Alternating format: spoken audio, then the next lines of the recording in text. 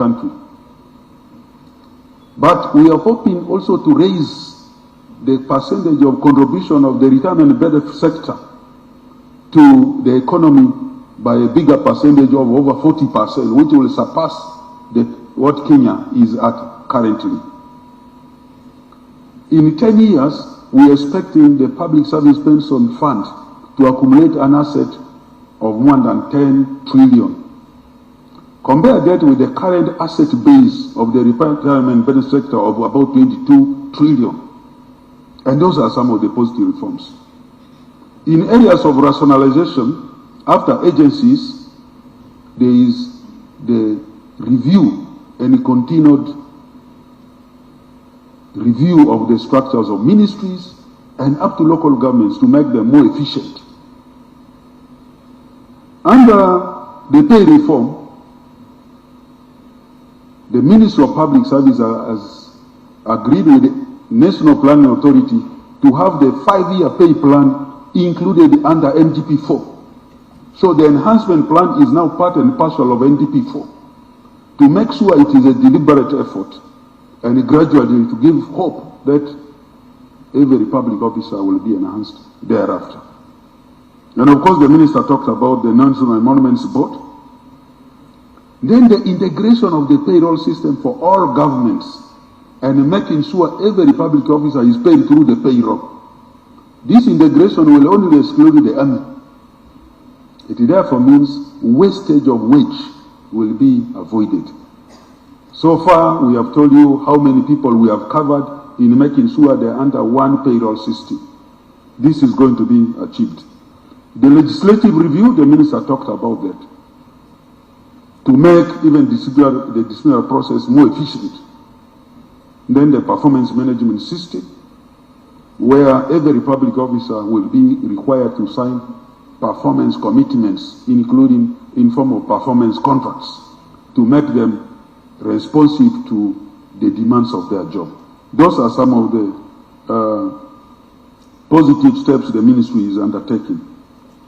The National Emoluments Board membership will not be full-time. It will not be a body like an agency.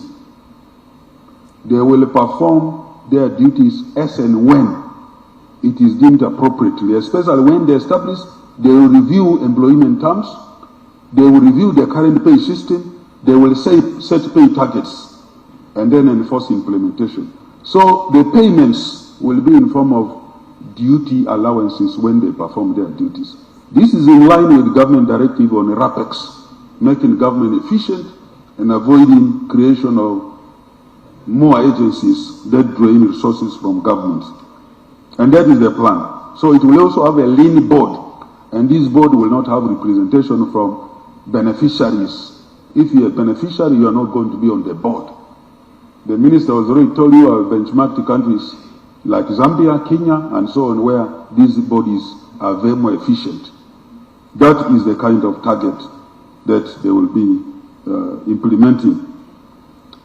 The commissioner in charge of who is coordinating the RAPEX will give us information on how many beneficiaries, how many people are going to benefit from that money, which the minister mentioned in the report.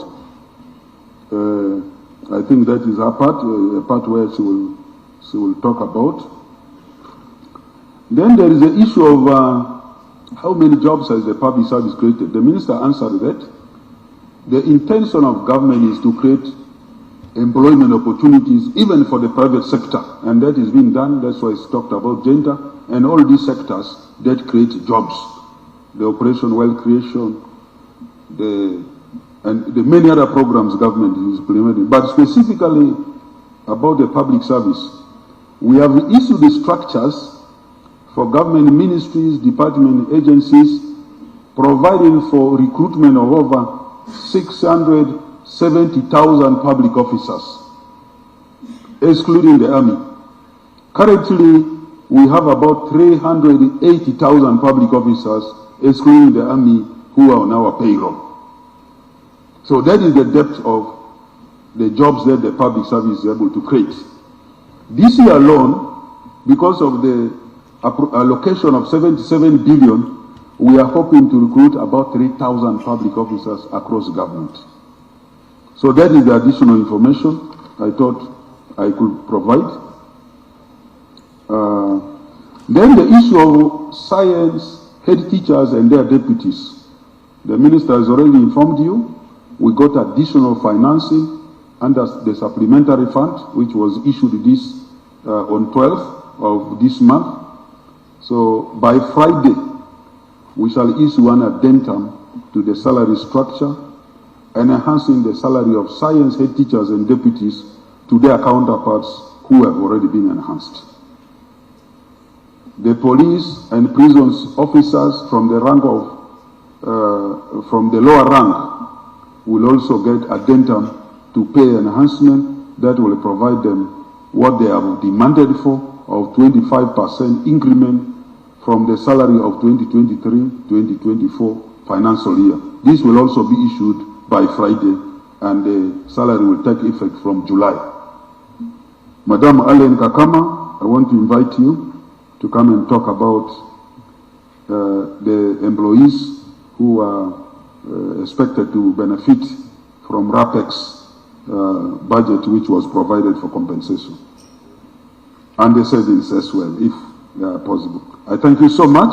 Thank you, Honorable Minister, for allowing me to make additional clarifications. Thank you.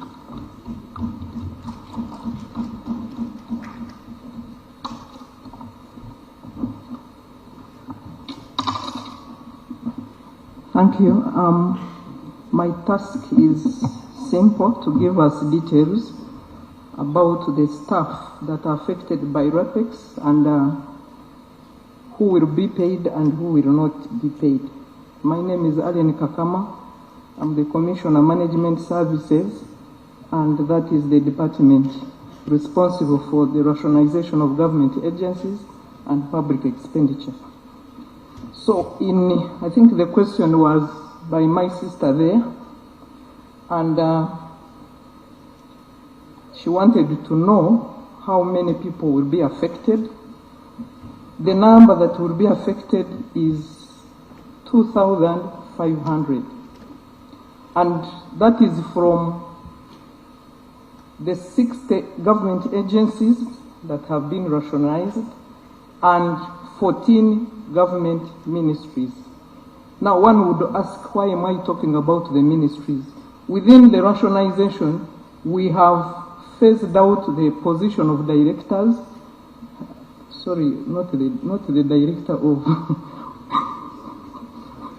not the one who is seated here, but the mainstream public service. The directors in the mainstream public service have been phased out, with the exception of 3 directors in the Ministry of Justice and the directors who are heads of government institutions.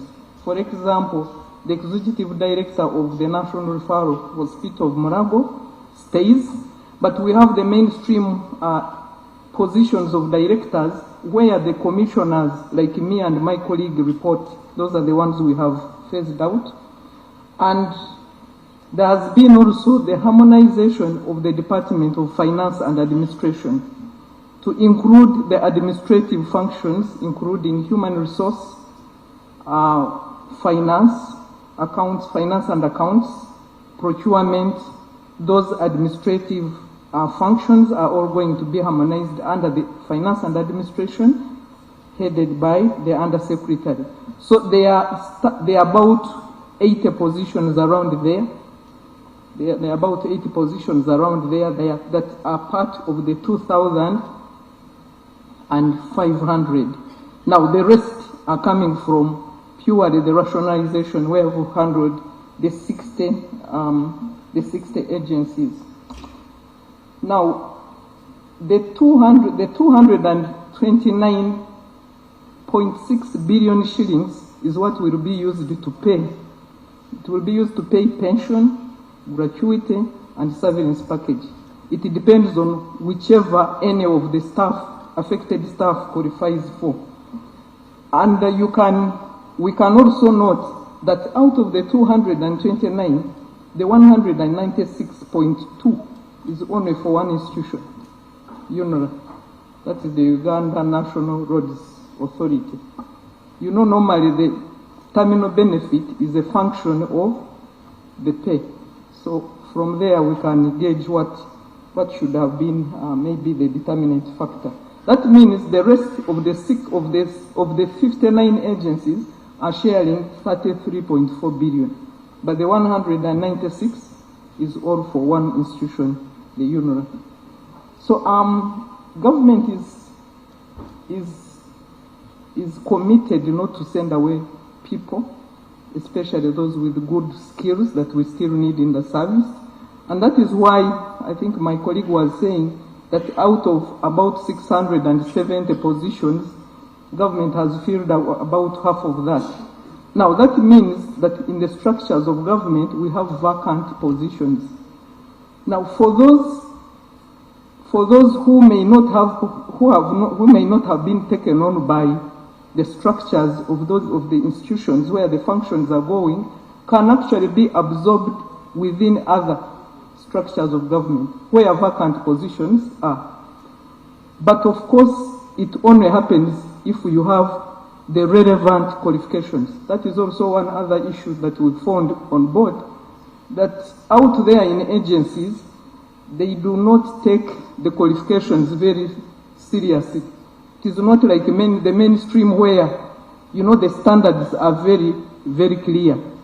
And that is why probably most of them might not be able to pass through. But there is space for all of us, in case all of them, in case they possess the qualifications.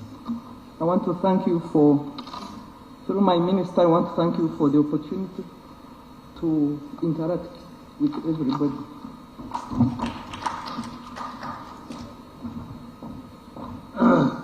Please, a very big applause to the team, to the Honorable Minister and his team. Thank you very much for that elaborate explanation on how far we have gone in creating a competent human resource and an efficient system that will see us go through our socio-economic transformation journey.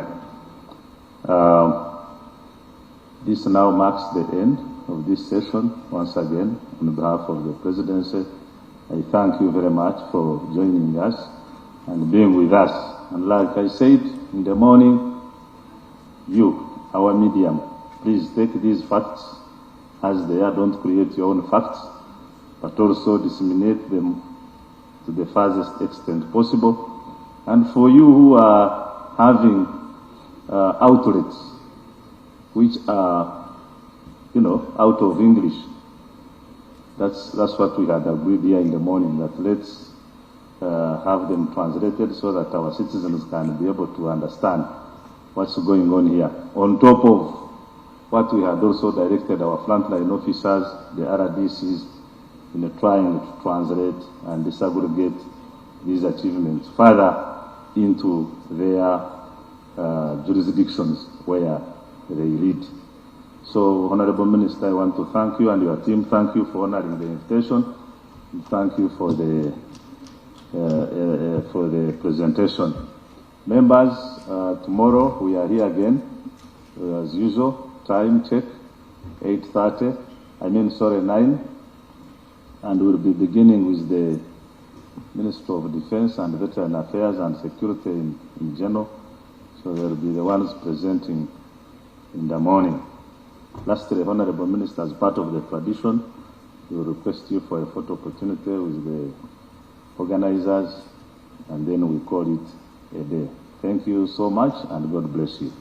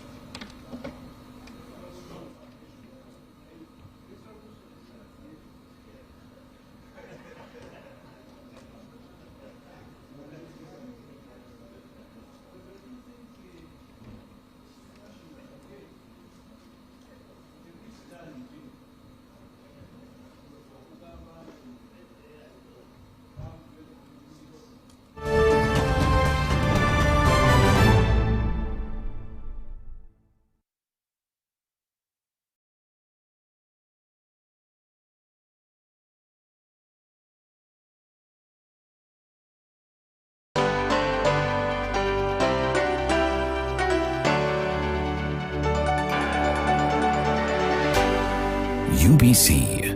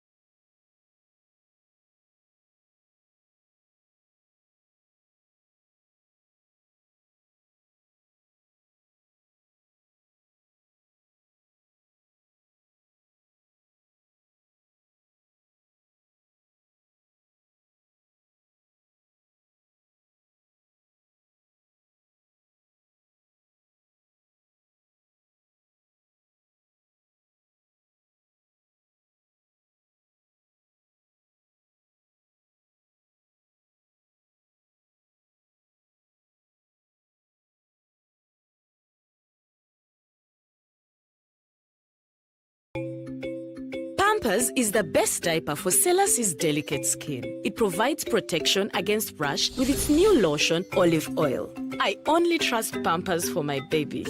Try it now. With Kanzali plus Machuzi, you get the perfect pot of flavor. Enjoy the Kathufu mix. I am a boy born and raised in a rural village in Botswana with a typical childhood like that of every other child. Most of us, most of the children of this country were born and raised in the most humble of circumstances. Some obviously in less than humble circumstances. I am part of that cohort of children raised in this country. Walked like all of them to school, studied, went from primary school to secondary school in the same village that I was born and raised in, finished primary school and came to town for the first time after serving 1 year of national service in some other very remote part of the country. And having finished that, went to the University of Botswana, where most of the children of this country went, and I studied law there.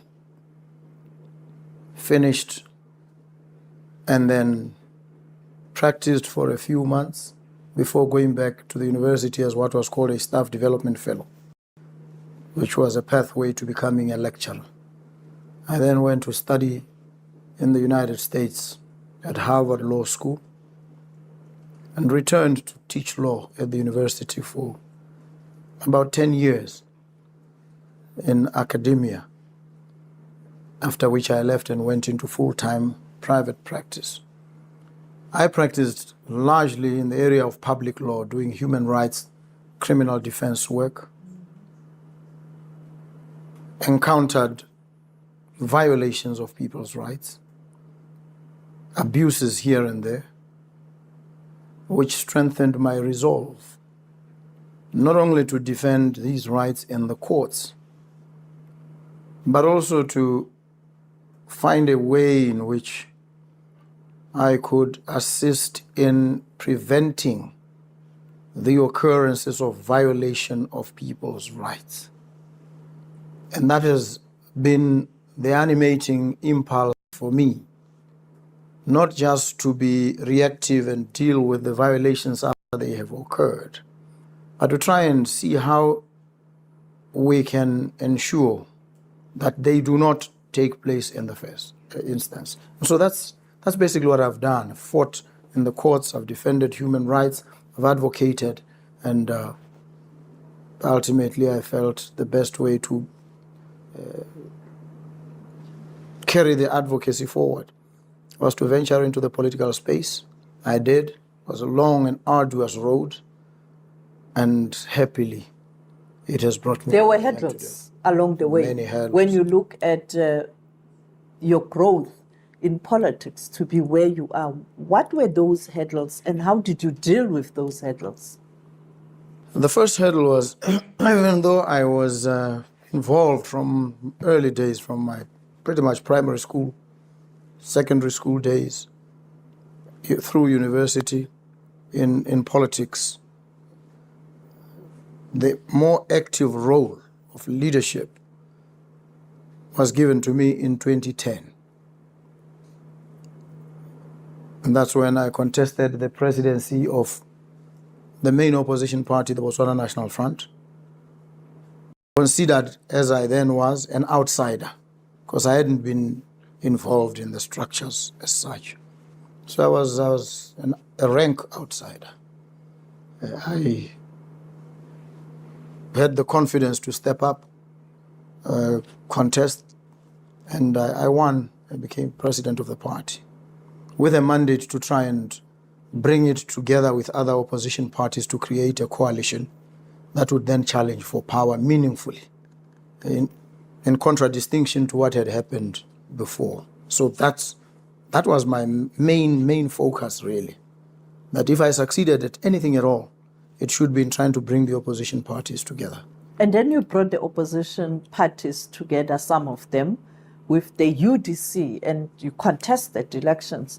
The last time I spoke to you, you had reservations in terms of how the Electoral Commission was conducting its business, but here you are victorious. How did you arrive at this victory? Well, the victory was a result of a generalized feeling of discontent, disenchantment by the majority of the people of this country. We owe this victory more to that than anything else. But of course, there were other factors that came into play. We were able to present a message that spoke to the existing circumstances, but also offer hope for how the situation can be made better for all the citizens of the country. And a message that we were able to take to all parts of the country, to every citizen as best we could. And that message resonated sufficiently with the citizens. And often the problem is not so much whether you have access, but other competing narratives that keep being flung at you and at the people. What were those narratives? When you're in a coalition, first you have different political parties having come together. There are two things that happen at the same time. One is cooperation or collaboration amongst these parties, which is a very good thing, and that's what we want. But there's another attendant issue, which is one of competition. That the same parties that are in collaboration are also in competition with each other.